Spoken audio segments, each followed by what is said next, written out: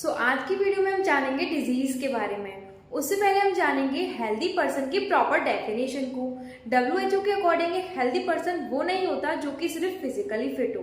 एक healthy person वो होता है जो कि फिजिकल हेल्थ के साथ साथ मेंटली एंड सोशली भी वेलबींग हो, एकदम फिट हो। अब जब इस हेल्दी पर्सन पे कोई डिजीज कॉजिंग एजेंट एक्ट करता है और उसकी बॉडी की नॉर्मल फंक्शनिंग को वो डिस्टर्ब कर देता है और तो उसमें कुछ सिम्टम्स दिखाई देते हैं जो कि उसमें हेल्थ को उसकी को अफेक्ट करती है और उसको बोलते हैं हम डिजीज। अब डिजीज आपकी सिर्फ बैक्टीरिया कॉज नहीं करते, और भी बहुत से आपके ऐसे डिजीज कॉजिंग एजेंट होते हैं जो कि डिजीज को कॉज करते हैं, जैसे कि हमारे virus, fungus, protozoa, helminth etcetera etcetera. बहुत सारे ऐसे डिजीज कॉजिंग एजेंट होते हैं जिनको हम आज की वीडियो में पढ़ेंगे। अब बात करते हैं हम टाइप्स ऑफ डिजीज के बारे में, जिसमें आपके दो टाइप्स होते हैं, congenital disease and acquired disease. Congenital disease ऐसे टाइप की डिजीज होती है जो कि हमारी बॉडी में बर्थ से ही प्रेजेंट होती है। जब कोई बच्चा जन्म लेता है तभी से उसकी बॉडी में वो डिजीज प्रेजेंट होती है, जिन्हें हम बोलते हैं कॉन्जेनिटल डिजीज। एक्वायर्ड डिजीज इससे जस्ट अपोजिट होती है, जो उसके जन्म से प्रेजेंट नहीं होती, बच्चा अपनी लाइफ टाइम में उन्हें गेन कर लेता है। उस पर कोई डिजीज कॉजिंग एजेंट उसके जन्म लेने के बाद एक्ट करते हैं और उसकी बॉडी में वो पनपने लगती हैं। उन डिजीज को बोलते हैं हम एक्वायर्ड डिजीज। अब ये दो टाइप की होती हैं, communicable disease and non communicable disease. Communicable disease जैसा कि नाम से पता चल रहा है, जो कि एक अफेक्टेड पर्सन से हेल्दी पर्सन में स्प्रेड आउट हो जाती है, उसमें फैल जाती है। नॉन कम्युनिकेबल डिजीज जो कि एक इन्फेक्टेड पर्सन से हेल्दी पर्सन में नहीं फैलती है, वो उसमें स्प्रेड नहीं होती है। अब हम बात करते हैं डिटेल में कम्युनिकेबल डिजीज की, जो कि एक पर्सन से दूसरे पर्सन में फैल जाती है। उसमें सबसे पहले हम बात करेंगे बैक्टीरियल डिजीज की, जिसमें दो टाइप की डिजीज आती हैं, टाइफॉइड एंड निमोनिया।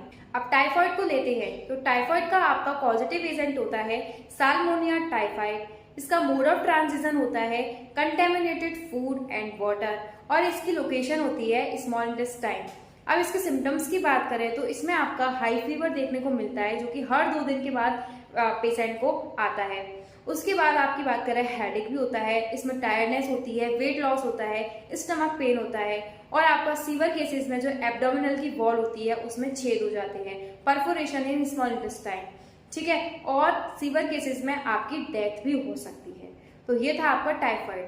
टाइफाइड के पीछे एक कहानी भी है टाइफाइड मैरी की, जो कि एक प्रोफेशन से एक कुक थी और वो बहुत से लोगों के घरों में खाना बना चुकी थी, बट वो खुद तो बीमार नहीं हुई थी इस बीमारी से, बट वो इसका पॉजिटिव एजेंट अपने बॉडी के अंदर लेकर घूम रही थी, जिसकी वजह से उन्होंने बहुत से लोगों के घर में खाना बनाने के दौरान उनके खाने को कंटेमिनेट कर दिया था और उनमें टाइफाइड की बीमारी को फैला दिया था। इनको क्वारंटीन भी किया गया था, बट उसके बाद ये वहां से भाग निकली और बहुत से घरों में अपना नाम बदलकर वहां पे खाना बनाने लग गई और फिर से उनको बीमार करना शुरू कर दिया। उसके बाद इनको परमानेंट क्वारंटीन कर दिया गया और उसके बाद उनकी वहीं पे मौत हो गई। इस तरीके से इनका नाम मैरी मलोन से आपका टाइफाइड मैरी के नाम से इन्हें जाना जाने लग गया। अब बात करते हैं निमोनिया की। निमोनिया का पॉजिटिव एजेंट होता है स्ट्रेप्टोकोकस निमोनियाई एंड ह्यूमोफिलस इन्फ्लुएंजाe। इसकी मोड ऑफ ट्रांजिशन की बात करें तो इन्फेक्टेड ड्रॉपलेट्स, और इसके लोकेशन की बात करें तो एल्वेलाई। अब इसके सिम्टम्स की बात करें तो इसमें आपके आते हैं headache, fever, coughing, sneezing, chills, ये सब इसके कॉमन सिम्टम्स होते हैं। और सीवर केसेस में आपके जो लिप्स और नील्स होते हैं वो आपके ग्रेस टू ब्लूइज हो जाते हैं। तो ये थे इसके सिम्टम्स। अब बात करते हैं हम वायरल डिजीज की। वायरल डिजीज में आपका आता है कॉमन कोल्ड।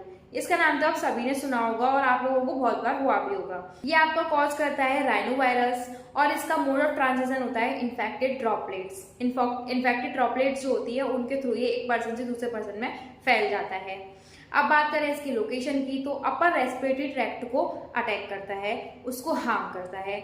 इसके सिम्टम्स की बात करें तो कॉमन से सिम्टम्स होते हैं headache, fever, chilling, running nose, sneezing, ये सब इसके सिम्टम्स होते हैं और ये यूजुअली आपके 3 से 7 डेज तक चलते हैं। हेलमेट डिजीज की बात करें तो इसमें आपके दो आते हैं, एस्कैरियासिस एंड ब्यूचेरियासिस।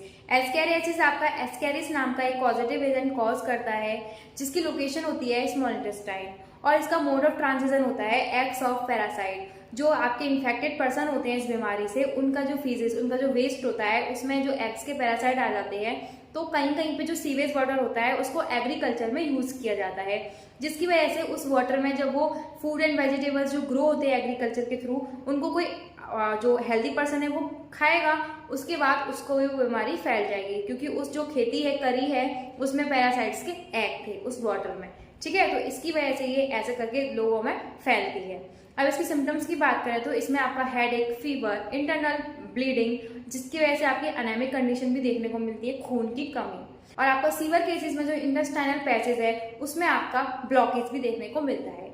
अब बात करते हैं व्यूचेरियासिस की, जिसके पॉजिटिव एजेंट होते हैं व्यूचेरिया मेलाई एंड व्यूचेरिया ब्रोंकेफ्टाई। इसका मोड ऑफ ट्रांजिशन होता है आपका फीमेल क्यूलेक्स मॉस्किटो, इसके थ्रू ये एक पर्सन से दूसरे पर्सन में फैलती है, और इसकी लोकेशन होती है आपके लिम्फेटिक वेसल्स। अभी आपका जो लोअर बॉडी पार्ट्स होते हैं मेनली उनमें आपका ये ज्यादा फैलती है, जैसे आपके लेग हो गए, स्क्रॉटम जो कि मेल्स में प्रेजेंट होता है, जिसमें टेस्टिस प्रेजेंट होती है, एक पाउच लाइक स्ट्रक्चर होता है। अब आप मेरे को कमेंट बॉक्स में जरूर बताइएगा कि आपका जो टेस्टिस होती है वो स्क्रॉटम एक पाउच लाइक स्ट्रक्चर में क्यों प्रेजेंट होती है, इसका मैं आपका वेट करूंगी कमेंट का, ठीक है। अब आप टॉपिक पे वापस आते हैं कि ये आपके लेग और स्क्रॉटम को अफेक्ट करती है और आपके लिम्फेटिक वेसल्स में भी ब्लॉकेज ला देती है। इस तरीके के इसके सिम्टम्स दिखाई देते हैं। अब आपकी फंगल डिजीज की बात करें तो इसमें आपकी आती है रिंगवॉर्म। ये आपका इसके पॉजिटिव एजेंट होते हैं एपिडर्मोफाइटन एंड ट्राइचोफाइटन। इसका मोड ऑफ ट्रांजिशन होता है आपका क्लोथ्स, यूटेंसिल्स और आपके कॉम्ब, ये सब अगर किसी अफेक्टेड पर्सन की यूज कर ले तो हेल्दी पर्सन को भी ये हो सकती है। इसकी लोकेशन होती है मॉइस्ट स्किन, और इसके सिम्टम्स होते हैं ये जो अफेक्टेड एरिया होता है उसको पूरे तरीके से डैमेज कर देती है, रैसेस आ जाते हैं और आपकी ड्राइनेस आ जाती है। ये आप सबके इसके सिम्टम्स होते हैं। अब आपकी प्रोटोजोअल डिजीज की बात करें तो इसमें आपका आता है अमीबियासिस, जिसका पॉजिटिव एजेंट होता है एंट अमीबा हिस्टोरिका, और इसका मोड ऑफ ट्रांजिशन होता है हाउस फ्लाई, जो कि कंटेमिनेट कर देती है फूड एंड वाटर को। इसकी लोकेशन होती है लार्ज इंटेस्टाइन, और इसके सिम्टम्स होते हैं एब्डोमिनल पेन, कॉन्स्टिपेशन, क्रैम्प्स और आपके एक्सेसिव ब्लड क्लॉट्स का निकलना, आपके म्यूकस का निकलना आपके फेसेस में। अब प्रोटोजोअल डिजीज में आपकी मलेरिया नाम की बीमारी भी आती है। मलेरिया जो बीमारी होती है इसका पॉजिटिव एजेंट होता है प्लाज्मोडियम, और इसको फैलाने वाली जो मॉस्किटो होती है वो होती है फीमेल एनोफिलिस मॉस्किटो। अब जो प्लाज्मोडियम जो इसका पॉजिटिव एजेंट है उसके दो होस्ट होते हैं, यानी कि जहां वो रहकर अपनी प्रोगेनी को बढ़ाता है, मल्टीप्लाई करता है। तो एक होता है आपकी फीमेल एनोफिलिस मॉस्किटो और दूसरा हम यानी कि ह्यूमंस। अब क्या होता है, जो सेक्सुअल एक्टिविटीज होती है उसकी वो अपना मॉस्किटो के अंदर कंप्लीट करता है, और जो उसकी असेक्सुअल एक्टिविटीज होती है उसको वो ह्यूमंस के अंदर कंप्लीट करता है। अब ये होता किस तरीके से है, जो मॉस्किटो होता है उसकी सलाइवरी ग्लैंड में उसकी एक इन्फेक्टेड स्टेज प्रेजेंट होती है जिसे हम बोलते हैं स्पोरोजॉइट। अब जब वो स्पोरोजॉइट कंटेन करने वाली फीमेल एनोफिलिस मॉस्किटो किसी हेल्दी पर्सन को बाइट करती है। अब उसे बाइट क्यों करती है, क्योंकि उसे ब्लड चाहिए होता है किसी हेल्दी पर्सन का, क्योंकि अपने रिप्रोडक्शन करने के लिए उसे ह्यूमन का ब्लड की जरूरत होती है। अब वो तो अपने रिप्रोडक्शन करने के लिए अब उनका ब्लड लेने आई थी, बट गलती से वो स्पोरोजॉइट जो इन्फेक्टेड जो हार्मफुल एक टॉक्सिक स्टेज है उस प्लाज्मोडियम की, उसको उस ब्लड में रिलीज कर देती है ह्यूमन की। अब वो जाता है सबसे पहले अटैक करता है हेपेटोसाइट्स यानी कि लिवर सेल्स पे। लिवर सेल्स पे अटैक करता है, वहां पे मल्टीप्लाई करता है, अपनी प्रोगेनी को बढ़ाता है। जैसा कि मैंने बताया था अपनी असेक्सुअल एक्टिविटीज को करता है, मल्टीपल फिजन के थ्रू अपनी एक्टिविटी को करता है और अपनी प्रोगेनी को बढ़ा लेता है। उसका बहुत बड़े नंबर में वो फैल जाता है और हमारे बहुत से हिपेटोसाइट्स यानी कि लिवर सेल्स को डैमेज कर देता है। यहाँ पे वो मल्टीप्लाई करने के बाद बाकी के हिपेटोसाइट्स पे लगे रहते हैं और कुछ उनमें से जाके आरबीसीज पे अटैक करना शुरू कर देते हैं। अब उन्हें भूख लगी होती है तो आरबीसीज क्या कंटेन करते हैं, हीमोग्लोबिन। अब जो ग्लोबिन पार्ट है, जो प्रोटीन पार्ट है, उसको वो फीड करेंगे, अच्छे से खाएंगे पिएंगे। बट अब ह्यूमो पार्ट बच गया, वो बोलता है मुझे छोड़ दो, तो बोलते तुम्हें छोड़ेंगे बट तुम्हें एक टॉक्सिक सब्सटेंस में कन्वर्ट करके छोड़ेंगे। तो वो उस ह्यूमो को ह्यूमो जॉइंट में कन्वर्ट करके ब्लड स्ट्रीम में रिलीज कर देते हैं और खुद भी रिलीज हो जाते हैं। वहां पे आरबीसीज, न्यू आरबीसीज में जाके वो अपना नंबर और ज्यादा इंक्रीज करते हैं और कुछ उसके साथ ह्यूमो जॉइंट के साथ ब्लड स्ट्रीम में रिलीज हो जाते हैं। वहां पे जैसे ही वो रिलीज होते हैं हमको फीवर आता है। मलेरिया के टाइम पे बार बार फीवर आता है विथ चिल्स, ठंड लगने के साथ साथ। तो वो इसी ह्यूमोजॉइंट एक टॉक्सिक सब्सटेंस, इसी सब्सटेंस की वजह से वो आता है। अब वो न्यू आरबीसीज में जाके गैमेटोसाइट्स का फॉर्मेशन करते हैं, mega gametocytes and micro gametocytes. अब ये जो पर्सन है वो इन्फेक्टेड हो चुका है। अब अगर कोई फीमेल एनोफिलिस मॉस्किटो अगर उसको बाइट कर लेती है तो वो जो स्टेज है mega gametocyte and micro gametocyte वो उसके अंदर चली जाएगी और उसके गट में जाकर वो दोनों फॉर्मेशन कर लेंगे। जो मेगा गैमेटोसाइड है वो बना लेगा ओवम और जो माइक्रो गैमेटोसाइड है वो बना लेगा स्पर्म और फ्यूजन करके वो अपना जाइगोट फॉर्म कर लेंगे। अब वो फिर से डेवलप करके वही स्टेज बना लेंगे जो उस हेल्दी पर्सन के अंदर गई थी, जिसे हमने बोला था स्पोरोजॉइड, और वो स्टोर हो जाएगी उसकी सलाइवरी ग्लैंड में, किसकी, फीमेल एनोफिलिस मॉस्किटो में। अब यहाँ हमने देखा कि उसने मॉस्किटो के अंदर अपनी सेक्सुअली पार्ट को कंप्लीट किया, फ्यूजन करा, और जो ह्यूमन था उसकी बॉडी में उन्होंने मल्टीपल फ्यूजन करके असेक्सुअल एक्टिविटी को करा। इसीलिए जो प्लाज्मोडियम होती है उसकी 2 होस्ट होती है जहाँ पे वो रह के अपना प्रोगेनी को आगे बढ़ाता है। और इसी तरीके से अब ये एनोफिलिस मॉस्किटो भी इन्फेक्ट हो चुकी है और ये अगर किसी हेल्दी पर्सन को बाइट करती है तो उसे भी ये अफेक्टेड कर देगी। आज हम बात करेंगे एक ऐसी खतरनाक और जानलेवा बीमारी के बारे में जो कि हमारी बॉडी में हमारी खुद की गलती की वजह से पनपती है।